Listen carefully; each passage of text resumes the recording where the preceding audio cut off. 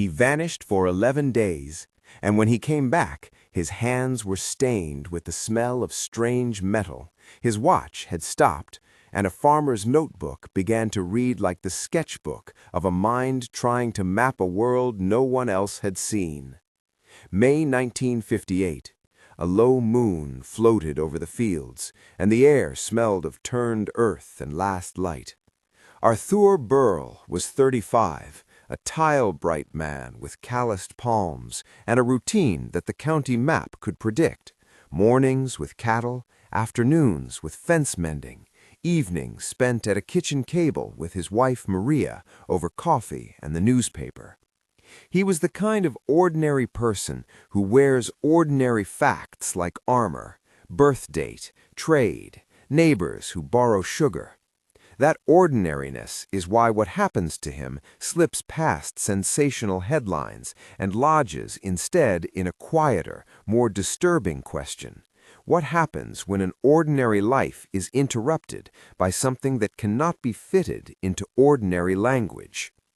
The night he disappeared, Arur was not alone in the fields. There were distant dogs, the thin silhouette of the neighbor's barn, and a sky that was a hard black, as if someone above had painted a perfect sheet.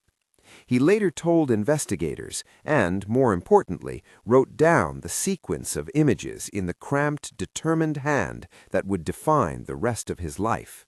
A disc, a sound that was not the absence of sound, but a compression of it, and a light that made color shrug into a single, unearthly tone, a bluish white that swallowed the shapes of the corn and left them staring like empty frames.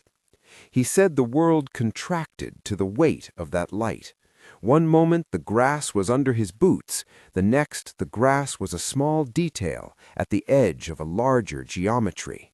He remembered having no fear at first, only a peculiar detachment, as if his body and his life were being handled with clinical curiosity.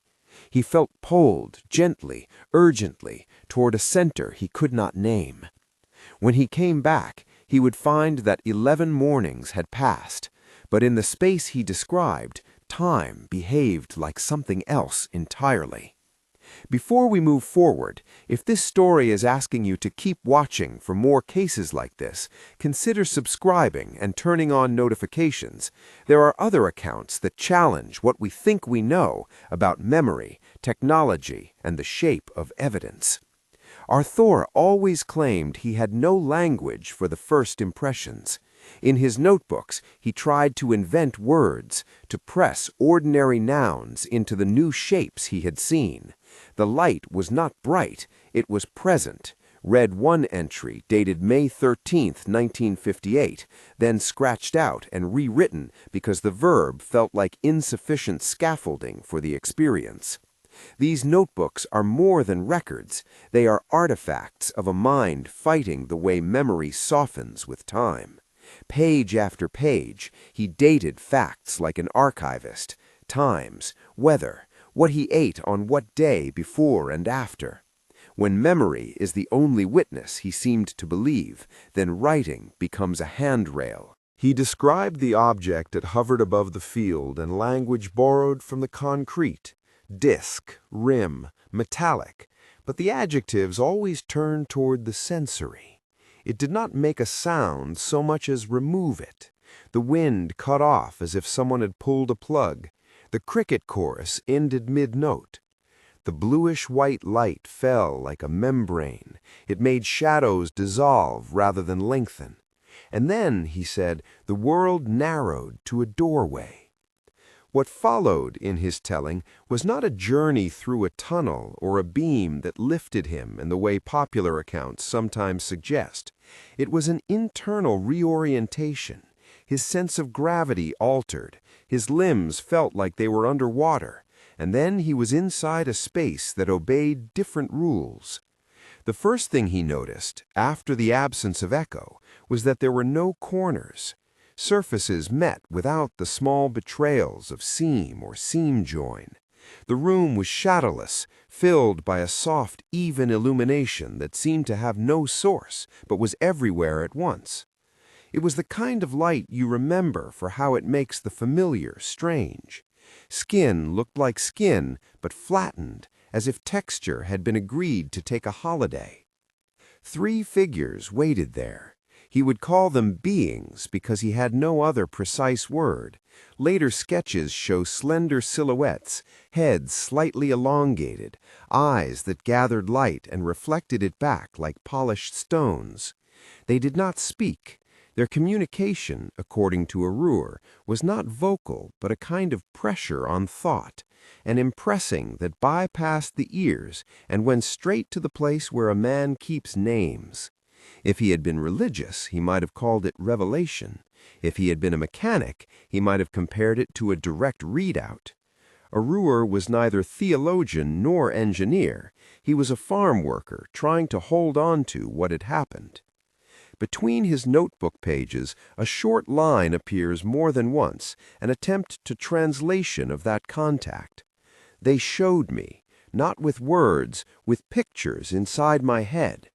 He sketched their hands, long, with fewer digits than a human, the tips tapered like the end of a willow leaf, and later wrote, "They watched more than touched. It was study, not cruelty." One of the beings, taller, marked by a ring of lighter reflections around the temples, seemed to function as observer and perhaps speaker. It gestured, if you can call it that, by focusing light into shapes that hovered above a surface. Arur later tried to describe these shapes, columns of color that held moving pictures without edges, like those wrapped around a child's spinning toy, but they were not toys. He used the word panel in the margins, circled by a hand that trembled with the recollection. He saw images, landscapes, patterns, and something that looked like a map but was not drawn with lines.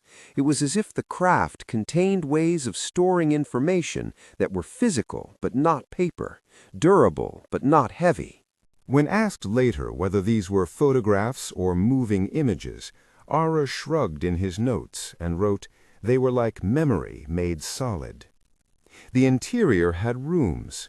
One felt like a library. Small cylinders glowed from within, and when tapped, released 3-dimensional shapes rather than pages. He described them as spools of light, projecting symbols that rotated slowly and ceased when the cylinder was removed from a stand. Another room contained trays of objects, like a museum of things, where items were arranged in compartments, each labeled by a light that pulsed gently. Among these artifacts, he remembered seeing spoons from some far culture, and something that resembled, to his eye, polished wire coils. He did not know what any of it meant. He wrote, "They kept things as if to remember us." Very clearly, Arur felt chosen for a purpose that sounded less like abduction and more like a field study. The beings, he claimed, impressed a pattern of understanding on him: observation, non-interference, and a warning. He attempted to capture the warning in a sentence that appears repeatedly in his journal: "You are at a turning." He did not explain whose turning, if ours, theirs, or both, but the tone was forensic and sorrowful at once. The main impression left him with a weight that resembled responsibility, that his ordinary life had been recorded as a specimen stands in a glass case. Throughout his descriptions there is a recurring motif of ordinariness elevated into meaning. They seemed especially interested in everyday human objects. The museum room had a shelf with a ragged child's shoe, a metal tin with an old label, and, most arrestingly for Arur, a strip of paper with marks that looked like writing. He did not understand the script and tried in the margins to reproduce it. Later, decades later, when technologies that mimicked aspects of what he had seen emerged, those marginal sketches would become points of argument among those who read the notebooks. Physical sensations were recorded with careful, almost surgical attention. There was no smell in the rooms, he wrote, no smell even where things should smell. Food, when offered, was neutral, a nectarless, gelatinous block carried in vessels that folded rather than poured. He ate it because refusing felt like refusing gravity. He felt no pain when his arms were restrained, only a pressure that made his awareness go inward. There were instruments that passed near his skin, leaving him with a memory of a coolness and a sense of measurements being taken. He tried to translate the clinical into the domestic, writing, "They measured me like you would weigh a sack of grain." But perhaps the most disorienting aspect of his account is how time behaved.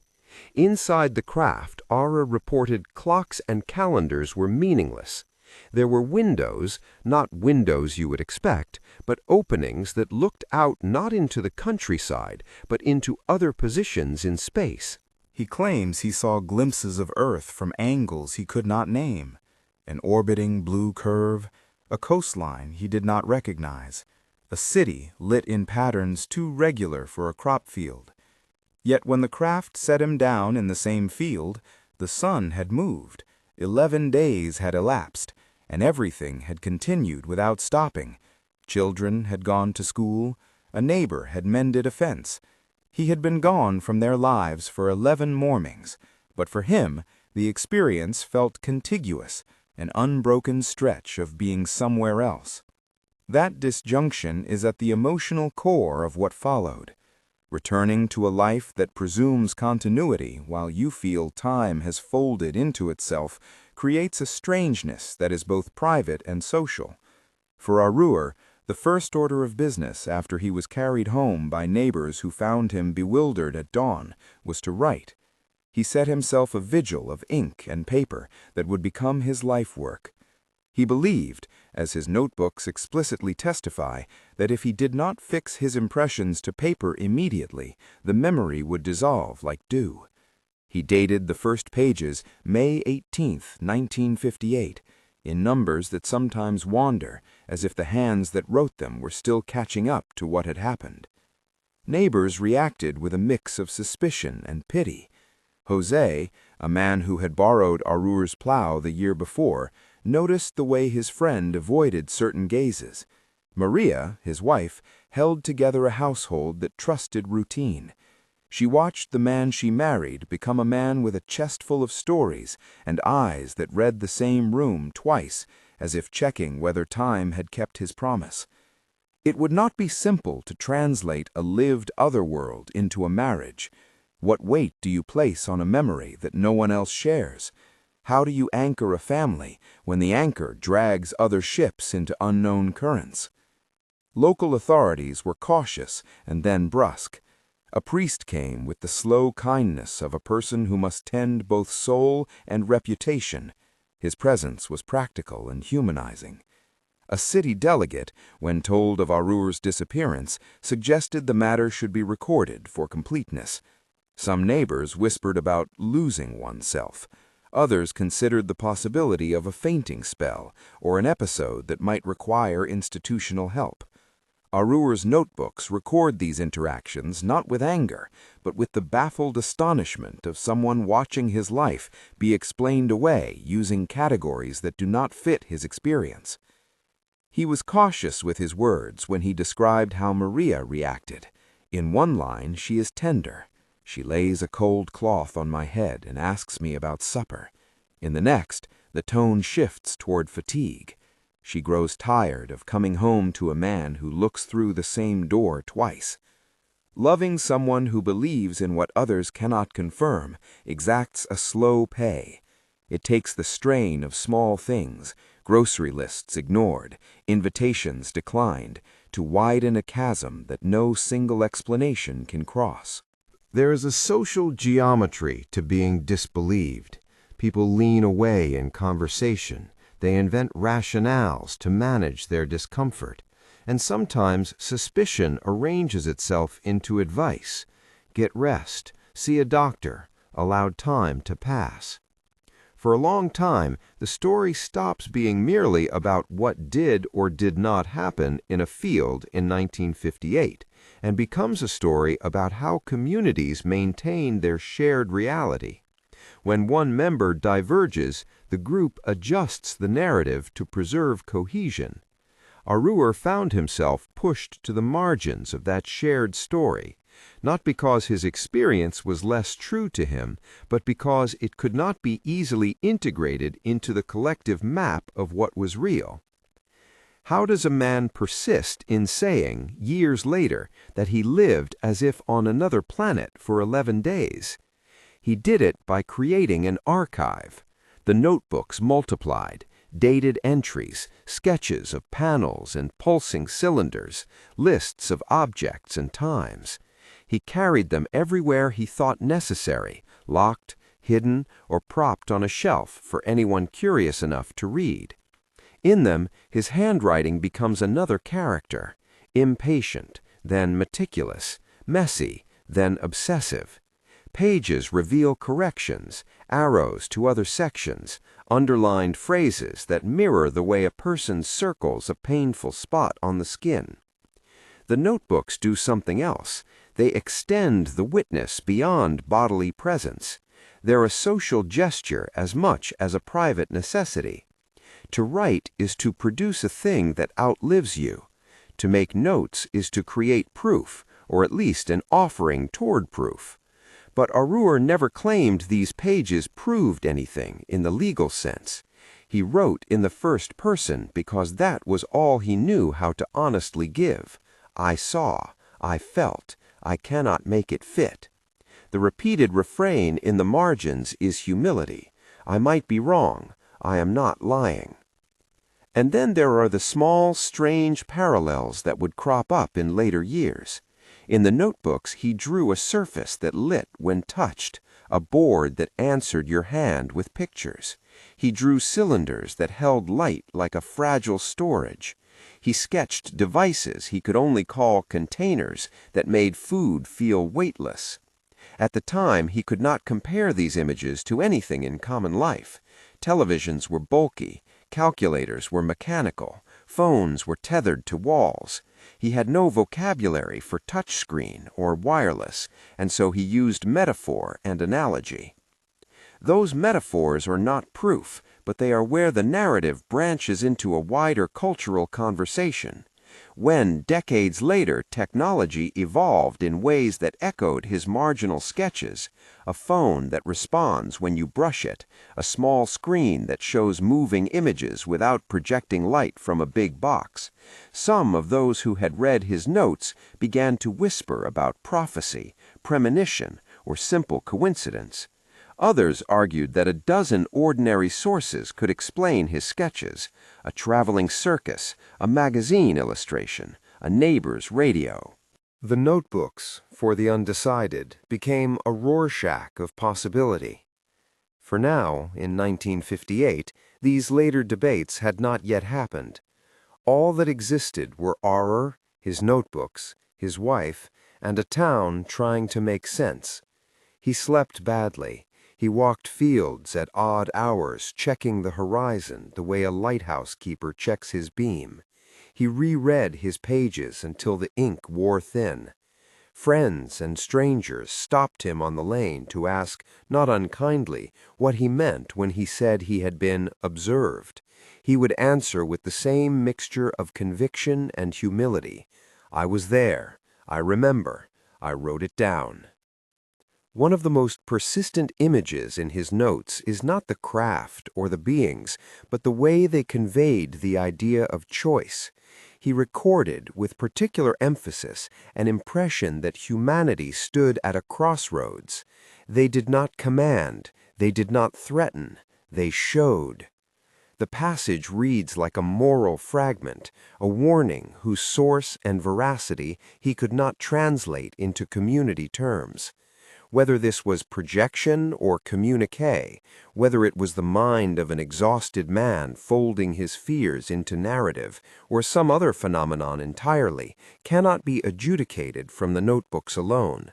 What those pages do show is that Arur left the field carrying not only images, but a sense of responsibility that would haunt him for the rest of his years. The first weeks after his return were practical. He went to the market, he shuffled bills, he mended the same fence, but the scenes in his head did not allow him to settle. In the margins of a May 21 entry he wrote, "I wake and must write, or the edges go." The compulsion to document transforms into a discipline. He refused to throw away the fragments, the tiniest sketches, the smudges from his pencil, the dates layered like sediment. Each object became testimony, the watch that had stopped, a scrap of fabric with a fiber that seemed different under a magnifying glass, the small metal taste he could not wash away. And yet the town pressed back. Gossips circulated, and some suggested he had been drinking or that he had gone negligent with the lights. Others invoked health, advising him to see a doctor. Authority arrived with paperwork. The priest, whose manner is recorded in Arur's notebook as slow and kind, offered the sacraments and an easy reassurance that a confession might make the soul lighter. Arur accepted the kindness and the skepticism with equal calm. He returned to his notebooks and wrote a line that will appear in the margins again and again. Belief is not the same as truth. Unbelief is not the same as false. There is an image that recurs when he thinks of the beings, a neutral hand placing a seed into soil and then stepping back to watch it grow. The choice, the study, the non-intervention, these motifs sit in the center of his memory like a stone placed on an old map. They do not answer the larger question we might ask, are we alone? But they complicate it. If someone came to observe and did not interfere, what does that say about the ethics of observation? If you were recorded as representative, what responsibilities attach to both the observer and the observed? For Arur, the weight was immediate. He carried the knowledge within his chest as if it were an heirloom that could not be shared without cost. By the time the first month had elapsed, neighbors' curiosity had cooled to the temperature of polite avoidance. Some visits offered help, others offered consolation. A few, interested in the novelty, came to pore over the first notebooks. They noticed the dates. They noticed that the handwriting was not the frantic scrawl of someone in crisis, but the calculated strokes of a man trying to pin time to paper. That detail alone gave pause to those inclined to dismiss him. As the years stretched onward, Arur kept recording. The notebooks grew into a pile that needed a home. He bought a trunk and labeled it with his name and the year, then stacked his pages inside like a person storing relics. He would later hide it beneath a cot, then under loose floorboards, then behind a cabinet. The trunk itself becomes an actor in this story. It preserved ink from rain. It held the smell of his years. It carried in its weight the possibility of discovery. The early chapters of his life after include small, resonant moments that make the reader ask how belief and love persist when one member of a pair claims a truth the other cannot verify. Maria cooked with a steadiness that suggested both faith and pragmatism. She tolerated pages strewn across the kitchen table. She watched the way her husband's gaze followed the horizon. Sometimes she asked him to stop. Sometimes she pressed her forehead to his shoulder and whispered a question he pretended not to hear, but clearly did.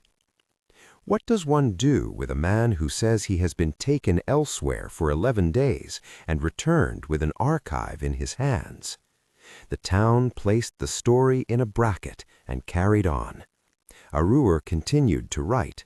The notebooks multiplied, and in ink and graphite he began, without intending to, a conversation with a future he could not imagine.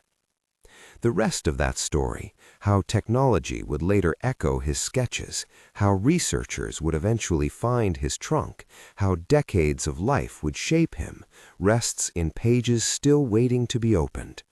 For now, in this first stretch, we remain with the cool immediacy of May 1958.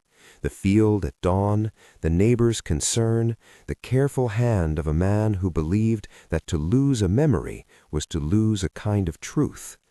We hold the image of him sitting at his kitchen table, lantern light over his shoulders, sketching cylinders of light and panels that answered to touch, as if he were translating a foreign language into his own alphabet. The last entry in the stack of notebooks for that first chapter reads like a promise or a plea. In small letters he writes, "If I forget, look here." The line is not a demand, it is an invitation. He did not know if anyone would look. He did not know if anyone who did would agree. But he hoped that the act of writing might enlarge the circle of memory beyond himself. At dawn on an ordinary morning in June of that year, Arur closed the cover of his trunk and placed it beneath a mattress he and Maria shared.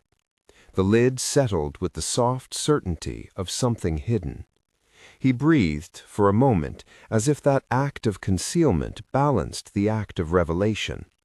Then, as anyone who has tried to carry a private truth knows, he rose and went into the field. He mended a fence, he checked the cattle. The land was familiar, and yet the land had been altered, quietly, by the knowledge he held. He found himself listening not for the sound of planes or trains, but for the way the wind might be interrupted, the way light might behave as if someone else were watching. Later, when outsiders begin to arrive, reporters, researchers, and the occasional skeptical scientist, they would find the notebooks already numbered and dated, their pages leaning toward the logic of measurement. For now, the story pauses at the hinge of immediate after and long consequence. The man who had lived, in his telling, on another planet for 11 days had returned to a life that refused to change but could no longer be inhabited the same way. He had made a choice of his own, to speak with ink rather than with loud claims, to leave behind a paper trail that asked questions rather than giving answers. That decision, simple, stubborn, and patient, would be the first of many ways he tried to reconcile two realities: the world everyone else wakes up into, and the interior geography he carried like a map whose borders no one else acknowledged. He lived like that for years, a man whose days were measured by chores and whose nights were measured by ink.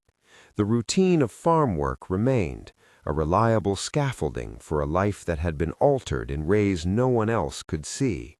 But wherever Arur walked, the margin of his attention stayed curved toward what he had carried back in his pockets, the conviction that memory must be fixed on paper or it would peel away. Those early notebooks multiplied into volumes. He numbered them. He dated every entry. He learned to leave blank space between impressions so that later corrections would not smear into the original line. The hand that once wrote shopping lists became an archivist's script. The town, at first watchful and then weary, settled around him like a geography of caution. Neighbors still nodded in the lane. Jose still borrowed a plow, but the newness of his presence was an irritant that never fully smoothed. People adjusted their conversations to avoid that particular tilt in his eyes. Children who had been curious at first grew sullen at being redirected into adult explanations. When reporters did come, on rare occasions, they wanted more than he had to give. Their microphones sought sound bites.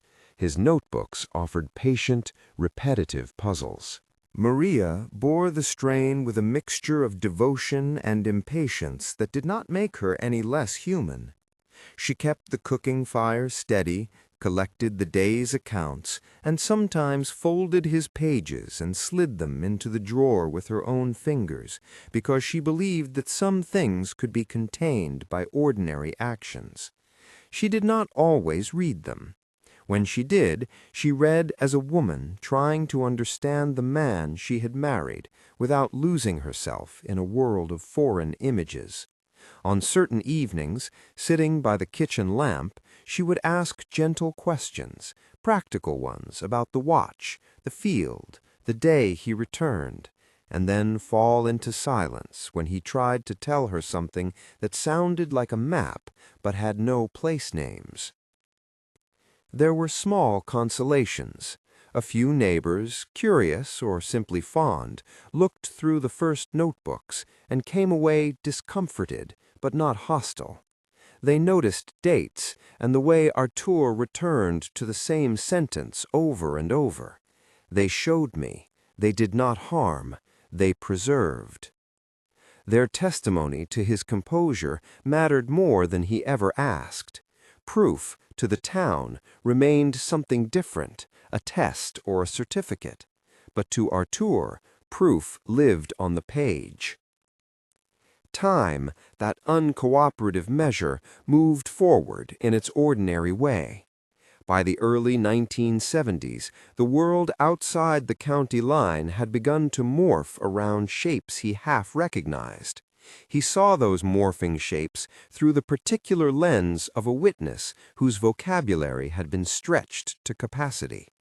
The first echo that made him sit up with a sudden private thrill came not from a television show or a scientist's paper, but from a small shop window in a market town where a clerk held in his palm a device that fit like a bar of soap, a pocket calculator. The year marked in his notebook for that moment reads 1973. There is a short entry, more a jolt than an analysis, where he writes, "Screen in a hand answers numbers like a board that hears touch." He drew a crude rectangle, put his thumb over it, and noted the way light changed. The shape was not the same as the panels he had sketched in 1958, but the motion, the idea of a flat surface that responded to touch, rang like a low bell. For a man who had once tried to describe a board that answered your hand with pictures, the calculator's silent digits were a faint echo of the library of cylinders he had seen decades earlier. It was not vindication. He knew better than to call it that. He had learned early on the difference between resemblance and proof. What it was, instead, felt like a small loosening of the knot he had carried in his chest. If others saw similar patterns emerging in their technologies, perhaps the world at large was sliding toward concepts he had memorized in a field at dawn. He said nothing public beyond that grainy notebook line. He knew how quickly people would line up to file him into categories: prophet, fraud, lunatic, mystic. And he had come to distrust labels more than wild claims. Through the 1970s and into the 1980s, the slow accretion of human invention continued. Color televisions, smaller and clearer than the boxy machines of his youth, showed images that seemed more present than projected. A neighbor who owned a shop let him watch a television report with a quiet generosity, and Artur sat transfixed as moving pictures curved through a thin screen. He made no public pronouncements. At home, he sketched the way the light from the screen filled a face with an even glow, the same kind of undifferentiated illumination he'd once described in the craft. In 1982, he made a note: moving pictures as if held under glass without shadow. Maria watched him watch the world, and in her own way rejoiced and worried. There were times she asked him to throw the notebooks away to lighten the house. Those were small storms that rolled over a life much more complicated than a single disagreement. He would refuse. The notebooks were his ballast. During those years, Artur's social circle narrowed and shifted. Some friends drifted away. Some kept a cautious distance out of deference or fear of being polluted by a story they could not settle inside themselves. Others came closer. A younger neighbor, a man named Miguel, who grew up on the lane and learned to wire a radio out of curiosity, became a discreet ally. Miguel would often visit to repair a fence or step in to help when a roof needed mending. And he took, in the way young men do, a practical interest in the notebooks. He showed genuine curiosity and an absence of sensational hunger that made Artur feel seen rather than tested. By the late 1980s and into the 1990s, the world accelerated in ways that made the sketches on Artur's pages look less like fantastical predictions and more like metaphors that were finding earthly correlates. Cordless phones, then mobile handsets, began to take root in the national consciousness. The Internet, at first a hushed set of arcane networks and later the impossible megaphone of everything, unfolded like a map with new counties. Where Artur had once drawn cylinders that contained turning symbols, people now carried devices that could show pictures, voice, and text on glass. He did not believe technology had proven anything about his experience. He stayed careful with words. But he could not dislodge the human sensation that perhaps the limits of imagination were less fixed than he had feared when he first clawed his way back into his house in 1958. That sensation, equal parts relief and fresh anxiety, made him return to the notebooks with renewed discipline. He annotated older entries in the margins. Compare 1958 panel, re-cylinder. He underlined phrases, drew small maps linking sketches, and wrote, almost as a plea to future readers, "I did not know the names. I drew what I could." In 1993, a cousin from a nearby town, someone with a practical bent and a reading habit, threw open a notebook with an interest that was not purely familial. He remarked to Artur that some of the shapes resembled things he'd seen in engineering magazines. That comment did something quiet and dangerous. It encouraged the idea of outside eyes. The cousin photocopied a number of pages and sent them, anonymously at first, to a university researcher who had an interest in eyewitness testimony and fringe cases. The academic world did not rush. Those who work within it are cautious by temperament and constrained by method. But the copies opened a crack, and through it appeared a slow drip of attention.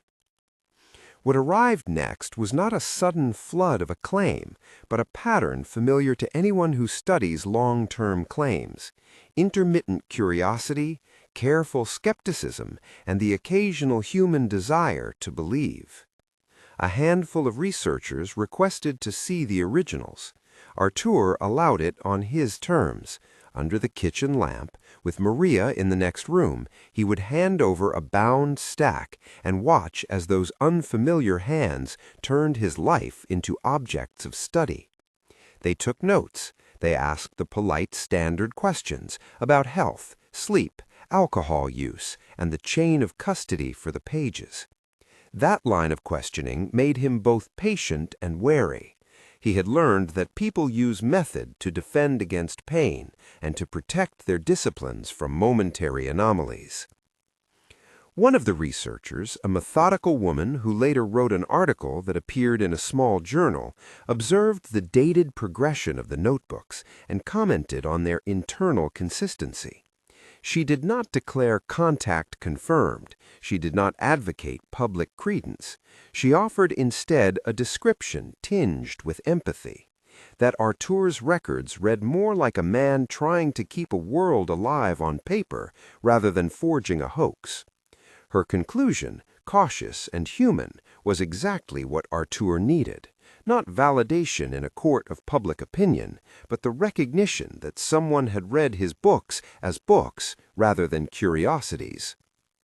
The 1990s also brought the first real pressure of exploitation.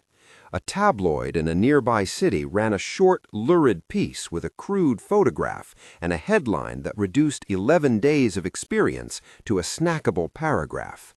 Phone calls at odd hours increased. Strangers arrived at the doorstep with proffered proof devices and quick bets about motives. For Maria, the strain compounded. She took to keeping a quiet ledger of visitors and a folder of notes about the state of the house. She, who had carried the practical load of their lives for decades, grew protective of the trunk where the notebooks lived. She locked it more tightly. She kept a separate key. There were humane responses, too. A local librarian, an unassuming woman who prized preservation, offered to house copies of the notebooks in a climate-controlled folder if the family wished. Her reasons were simple. She believed in archiving stories that local history would otherwise forget.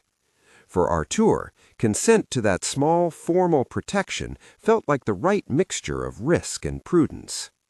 He agreed to have a set of copies stored under the librarian's care, noting in the margin, "Copies for safety, not publicity."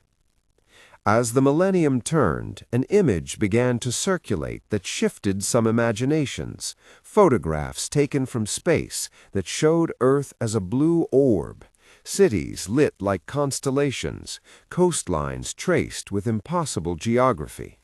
For Arur, who had once described a window that looked out on a coastline he could not name, those images did not confirm the particulars of his experience. They did something subtler. They expanded the public's visual vocabulary for what orbit and view from above could look like.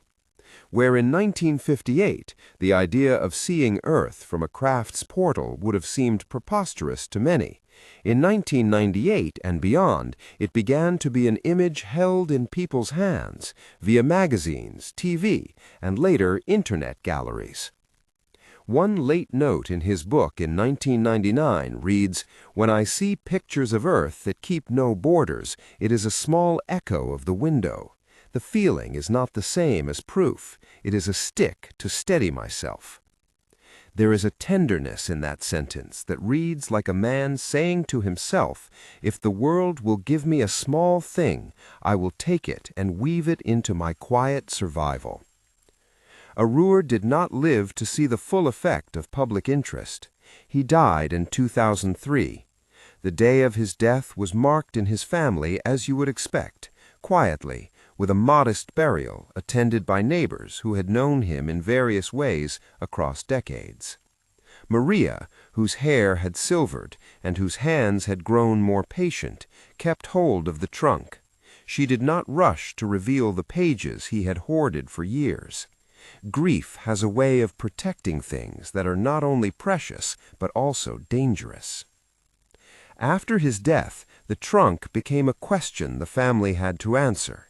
Maria, in a deliberative mood that had been honed by decades of living with a man who held on to a truth they could not share, opened it in the company of their cousin and the librarian.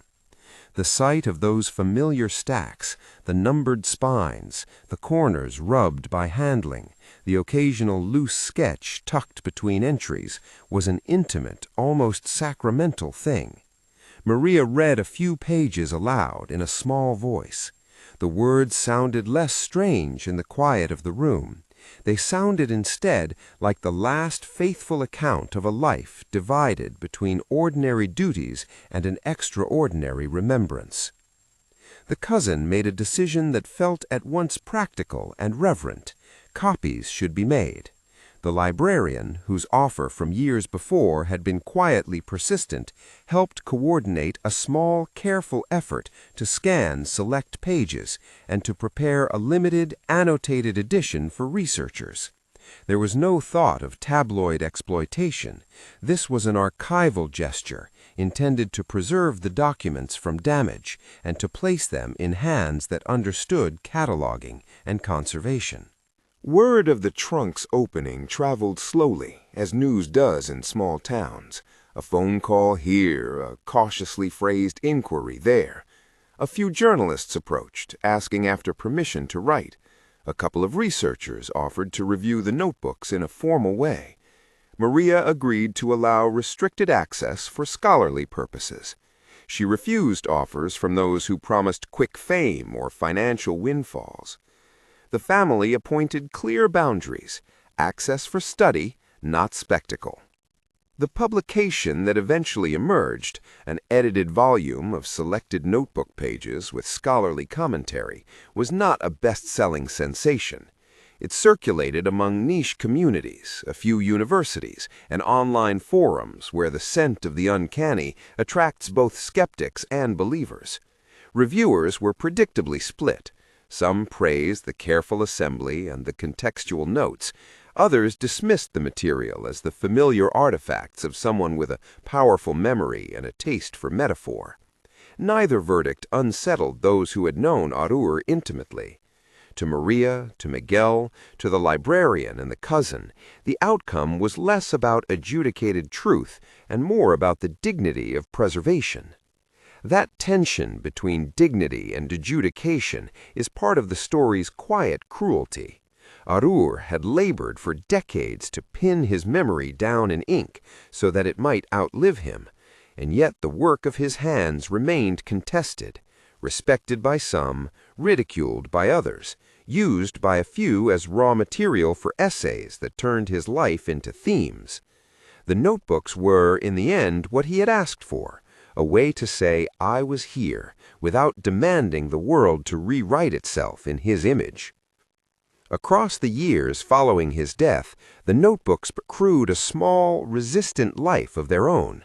Researchers published articles that analyzed patterns of eyewitness testimony, using Arur's careful dating as a case study in memory preservation.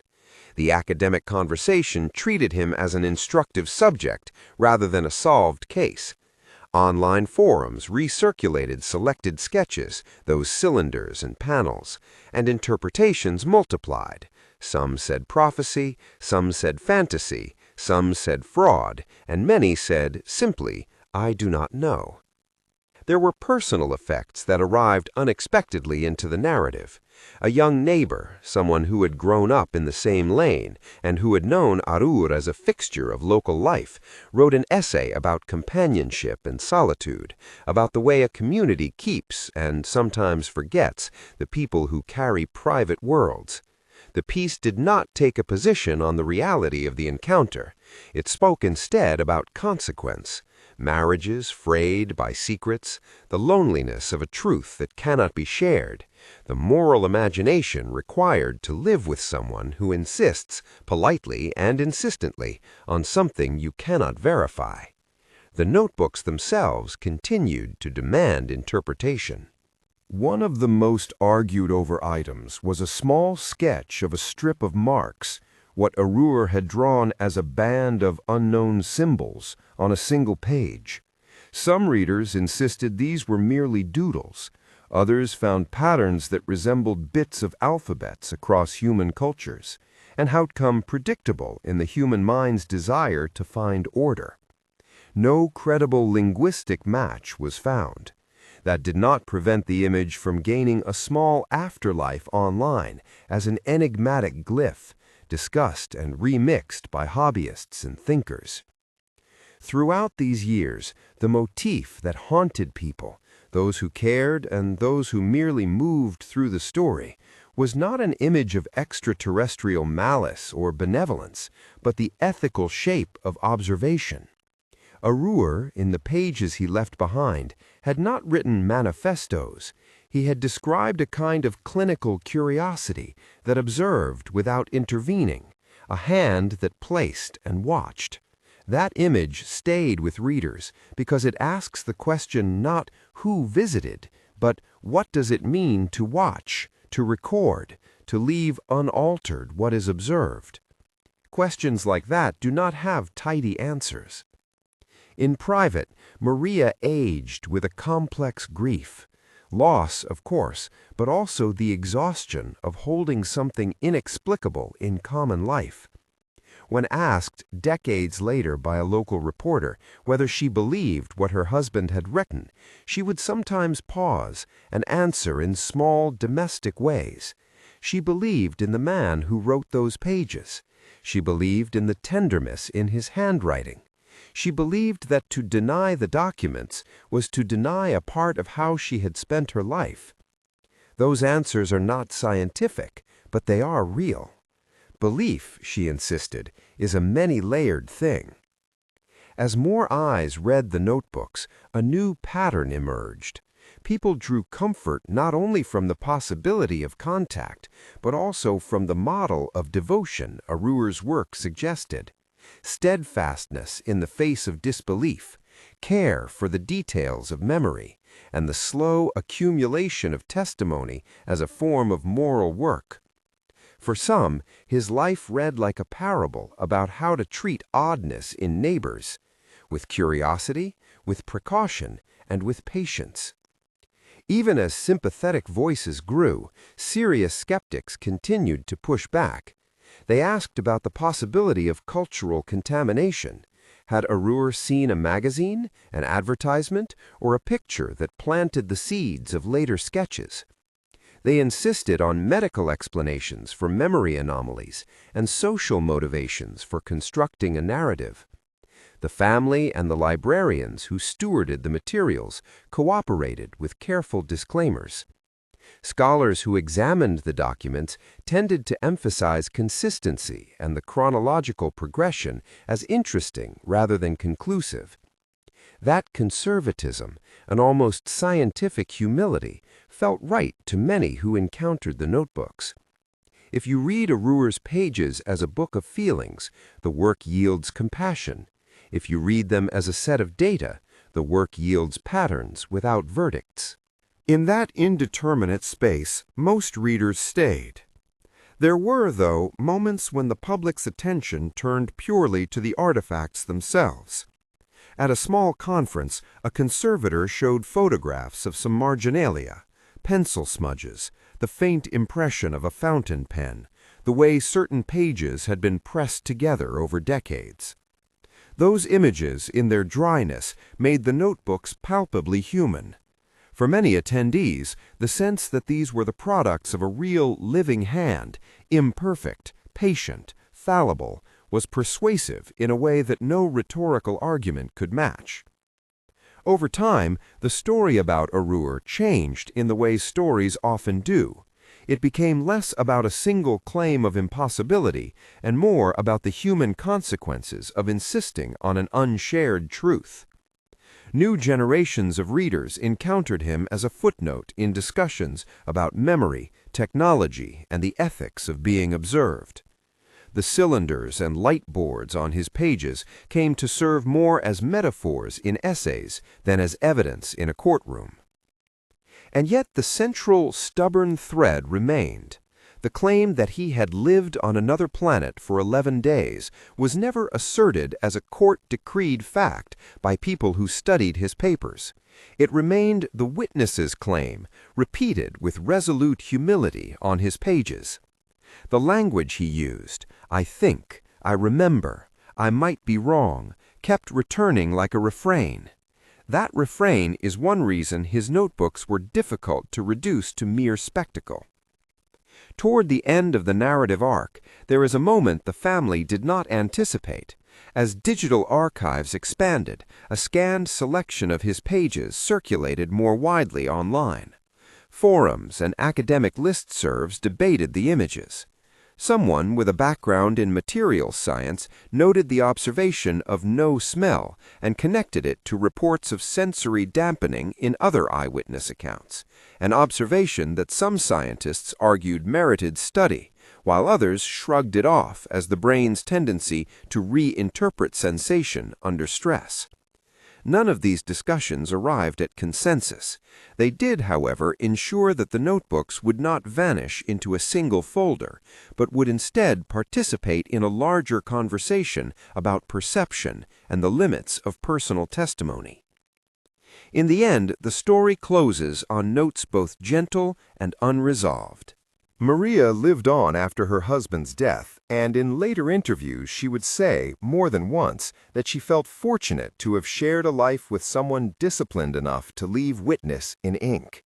The trunk remains in an archive, not as a verdict, but as an invitation to ask questions. The notebooks are available to scholars under careful arrangements. The sketches and the marginalia continue to be discussed among hobbyists, academics, and those who simply like strange histories. There is a last page in one of the notebooks, written in a hand that trembles more than earlier lines. It is dated 2001, 2 years before Arur's death, and says in a compact line, "If no one believes me, I leave the pages to time. Let time be the judge who reads slowly." That sentence does not ask for fame, it asks for patience. It asks the reader to hold ambiguity with care, rather than to throw it away in favor of certainty. What does it mean that a man once said he had lived on another planet for 11 days? It means, among other things, that human life can be divided by experiences that others cannot enter, and that the moral response to such divisions is not always to declare the person wrong, but to befriend their story in the ways we can. It means the world contains more forms of witnessing than courts and scientists can always adjudicate. And it means, perhaps, that technology and culture might expand to include images and instruments that, while not proving what Arur claimed, make his analogies less alien. We close on an image that reappears in the notebooks and in the memories of those who loved him. Arur, near dusk, sitting on the edge of a low wall, a small lamp beside him, a stack of pages and a stub of pencil at hand. He would look up at the same place on the horizon he had watched in 1958, and he would listen as if the world might say something back. Sometimes it did not. Sometimes a neighbor walked by and tipped his hat. Sometimes a young person stopped and asked about those strange sketches. To each question, Arur answered with that patient voice that had sustained him across decades. I cannot tell you everything. I can tell you what I remember. Do you think Arur was telling the truth? Tell us what you think in the comments below. Please keep the conversation respectful. This story is about a life more than a controversy. If you'd like to explore the notebooks and the sources we used in preparing this account, check the pinned comment for links to the edited collection, archival notes, and a list of recommended readings. If this story moved you, consider subscribing for more carefully researched cases of unexplained histories and the human lives behind them.